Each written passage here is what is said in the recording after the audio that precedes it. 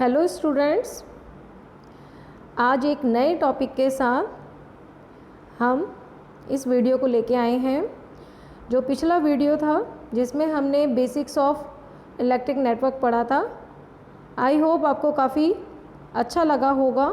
आज का टॉपिक हमारा Kirchhoff's law, book electronics and social state devices से ही है।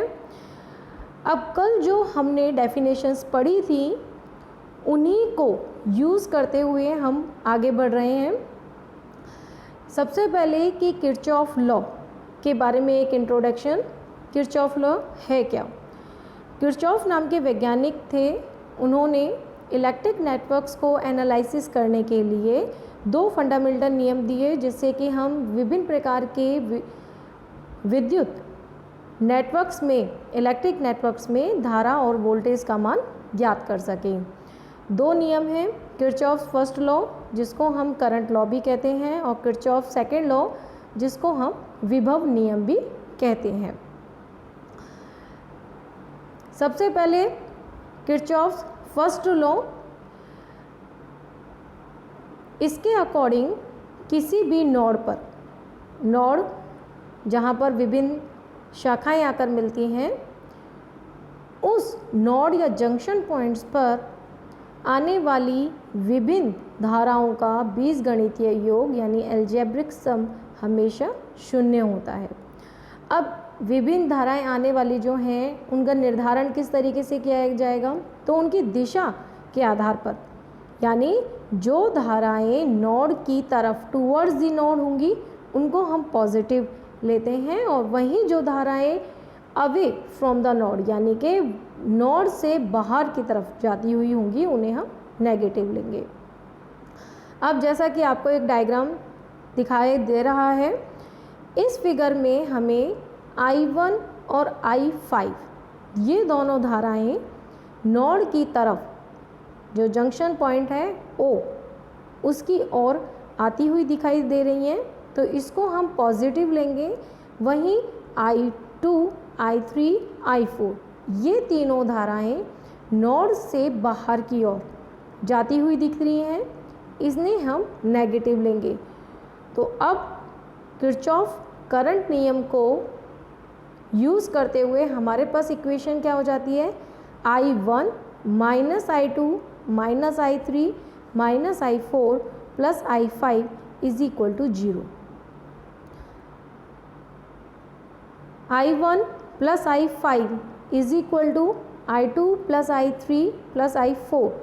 मतलब कि जो भी धाराएं नोड की तरफ आएंगी, यानी इनकमिंग करंट्स जितनी भी हैं उनका योग आउटगोइंग करंट्स, जाने वाली धाराओं के योग के बराबर होगा।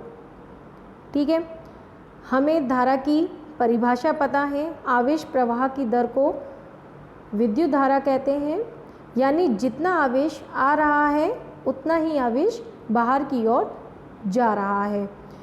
तो ये जो किरचॉफ का फर्स्ट नियम है वो किसके बराबर है? कंजर्वेशन ऑफ चार्जेस की प्रथम नियम कंजर्वेशन ऑफ चार्जेस को शो करता है। अब आता है Kirchhoff second law, voltage law.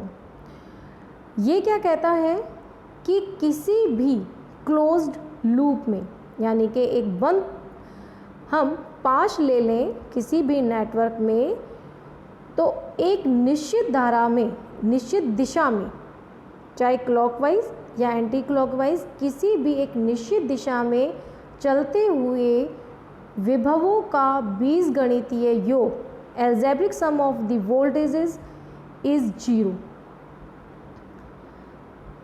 यानी कि किसी भी एक निश्चित दिशा में चलते हुए विभवों का योग क्या होगा?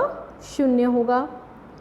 यहाँ पर भी धाराओं का निर्धारण किस तरीके से किया जाएगा कि निश्चित दिशा में जो विभव पतन है, फॉल ऑफ वोल्टेज है, उसको पॉजिटिव लिया जाएगा, और जो रिवर्स डायरेक्शन में होंगे उनको नेगेटिव लिया जाएगा।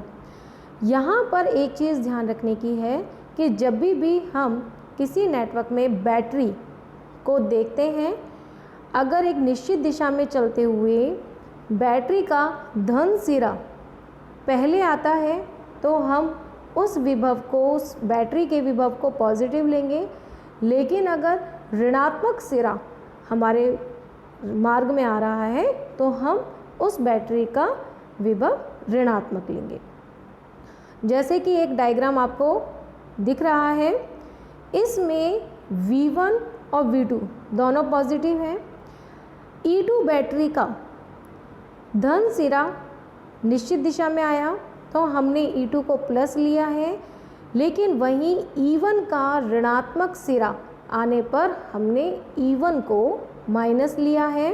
तो V1 plus V2 is equal to E1 minus E2, मतलब कि जो भी विभव पतन हो रहा है, यानी कि ड्रॉप ऑफ वोल्टेज जो है एक निश्चित दिशा में, वो किसके बराबर है? उस लूप में मौजूद EMF के सम के बराबर है। जैसा कि हम जानते हैं कि सोर्स और रेजिस्टेंसेस से मिलकर के सर्किट बने हुए होते हैं, तो जो भी एलिमेंट लगे होंगे उनको हम रेजिस्टेंस से शो करते हैं। तो V is equal to IR से summation over V is equal to summation over IR is equal to summation over E। अब विभव को हम विद्युत ऊर्जा से रिलेट कर सकते हैं। तो ये जो नियम है ये बेस्ड है किस पर? कंजर्वेशन ऑफ एनर्जी पर, कि किरचॉफ का द्वितीय नियम कंजर्वेशन ऑफ एनर्जी को प्रदर्शित करता है। Circuit analysis with the help of Kirchhoff's law. अब ये जो दोनों नियम हैं ये किस लिए बनाए गए? सर्किट एनालिसिस के लिए। अब सर्किट एनालिसिस हम किस तरीके से करेंगे कि हमारे पास किसी भी सर्किट में दो चीज़ें हैं, नोड और ब्रांचेस, लूप, तीन चीज़ें हैं। तो किसी भी एक बिंदु पर, नोड पर हमें विभिन्न धाराओं का मान ज्ञात करना है या किसी लूप में विभव का मान ज्ञात करना है। तो दो जो नियम हैं इनको हम यूज़ करते हैं। तो फर्स्ट आता है नोड एंड जंक्शन एनालिसिस, जो कि बेसिकली मौजूद होता है करंट लॉ पर, यानी कि किसी भी पॉइंट पर अगर हमें वोल्टेज ज्ञात करना है या किन्हीं दो पॉइंट्स के बीच में पोटेंशियल डिफरेंस ज्ञात करना है तो हम इस एनालिसिस को यूज़ करते हैं। वहीं दूसरा है लूप एनालिसिस, जो कि बेस्ड है वोल्टेज लॉ पर, कि किसी भी एक प्रॉपर लूप में जिसको हम सेलेक्ट कर रहे हैं उसमें हमें किसी निश्चित धारा में, निश्चित दिशा में धारा का मान ज्ञात करना है तो हम लूप एनालिसिस को यूज़ करते हैं। अब ये रही सारी थ्योरेटिकल बातें। अब जो ये नियम है इनको किस तरीके से यूज़ करना है उसको हम बिना एग्जांपल्स के नहीं समझ सकते हैं। तो यहाँ पर हमने एक सिंपल एग्जांपल लिया है जो कि जिसमें 3 बैटरीज़ हैं जिनके इंटरनल रेजिस्टेंसेस उसी क्रम में आपको चित्र में दिखाई दे रहे हैं, और इसमें हमें क्या ज्ञात करना है कि हर एक सेल में धारा का मान और पोटेंशियल डिफरेंसेस ज्ञात करने हैं। तो यहाँ पर हम दोनों नियमों को यूज़ करेंगे। फर्स्ट हम डी नोड पर हम किरचॉफ के फर्स्ट नियम को यूज़ करते हुए I3 is equal to I1 plus I2। यहाँ पर हमने क्यों किया कि I3 is equal to 4 volt. I3 की वैल्यू जो है वो I1 और I2 दोनों से ही ज़्यादा है, इसलिए धारा जो है हमेशा उच्च विभव से निम्न विभव की ओर प्रवाहित होगी। तो I3 से निकलने वाली धारा ही I2 और I1 में जाएगी। अब सेकंड लॉ को हमने फर्स्ट लूप ABCDA में यूज़ किया तो वहाँ से हमें इक्वेशन मिली। दूसरा हमने CDFED लूप को यूज़ करते हुए दूसरी इक्वेशन ली। तीनों इक्वेशंस को सॉल्व करने पर हमें I1, I2, I3 के मान ज्ञात होते हैं।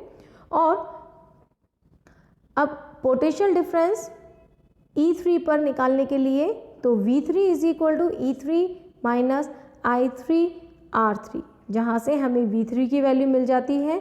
जैसा आप डायग्राम में देख रहे हैं तीनों ही बैटरीज पैरेलल कंडीशन में हैं।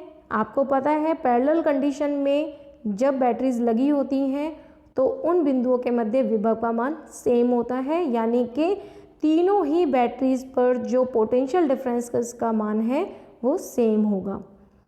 ये तो एक एग्जाम्पल है, इस तरीके कई सारे एग्जाम्पल आपकी बुक में दिए हुए हैं, तो आप उन्हें पढ़ें, समझें। आपके चैप्टर में और क्वेश्चंस न्यूमेरिकल्स भी उसमें दिए हुए हैं, तो आप उनको करने की कोशिश करें। आई होप आपको ये टॉपिक क्लियर हुआ होगा। जो भी प्रॉब्लम है तो आप मुझसे पूछ सकते हैं। Thank you so much.